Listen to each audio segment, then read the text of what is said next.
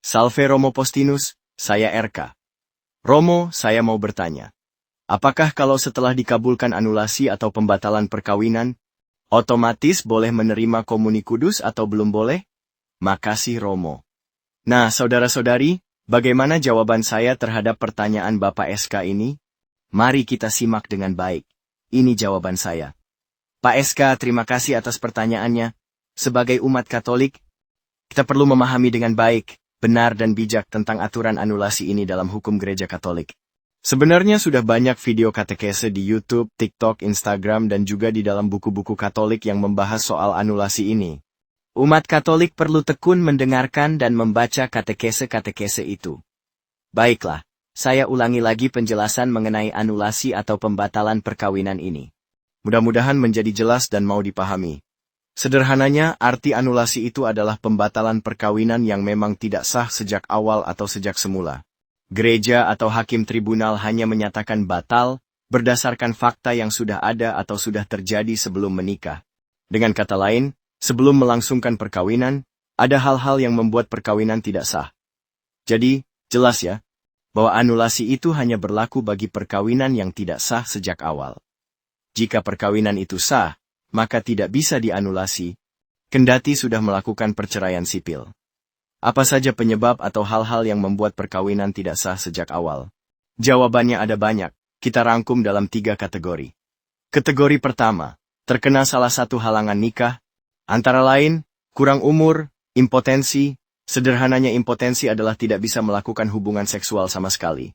Ikatan perkawinan terdahulu atau pernah menikah dan tidak pernah dianulasi. Beda agama, hubungan darah, misalnya, masih saudara-saudari sepupu dan anak paman, kaul kekal kemurnian, tahbisan suci, penculikan, hubungan semenda garis lurus, yakni antara menantu dan mertua, hubungan adopsi, yakni antara anak dan orang tua adopsi, pembunuhan dan lain sebagainya. Kategori kedua, cacat kesepakatan nikah, antara lain, gila, idiot, punya penyakit psikis, cacat berat dalam berdiskresi atau menilai. Penipuan, ketakutan, paksaan, pura-pura menikah karena ada yang dijanjikan pada masa yang akan datang. Menolak punya anak atau child free, menolak tujuan perkawinan. Kategori ketiga, cacat tata peneguhan perkawinan. Antara lain, umat Katolik menikah di luar Katolik tanpa dispensasi, misalnya menikah di kantor urusan agama.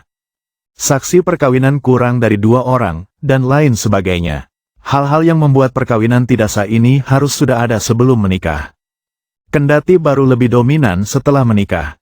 Jika anulasi yang dimohon itu dikabulkan oleh hakim tribunal keuskupan, maka masing-masing mantan pasangan berhak menikah lagi. Seandainya pemohon dan termohon tetap sendiri atau tidak kumpul kebo dengan orang lain selama proses anulasi hingga keluar putusan bahwa anulasi dikabulkan, maka mereka yang beragama Katolik bisa menerima komuni kudus setelah pengakuan dosa. Namun, jika selama proses anulasi hingga keluar putusan anulasi, mereka ternyata sudah menikah lagi secara sipil atau kumpul kebo, dan ini tidak sah secara Katolik, maka pihak Katolik baru boleh menerima komuni kudus setelah mengesahkan perkawinan secara Katolik. Istilah hukumnya, konvalidasi perkawinan. Cara dan proses konvalidasi perkawinan, silakan berkonsultasi ke Romo Paroki. Sebelum saya mengakhiri jawaban saya ini, ada baiknya jika kita membedakan 2 hal terkait perkawinan. Pertama, perkawinan yang terbuka kemungkinan untuk dibatalkan atau dianulasi hanyalah perkawinan yang tidak sah sejak awal dan kemudian tidak bisa disahkan serta tidak mungkin dipulihkan hidup bersama pasutri.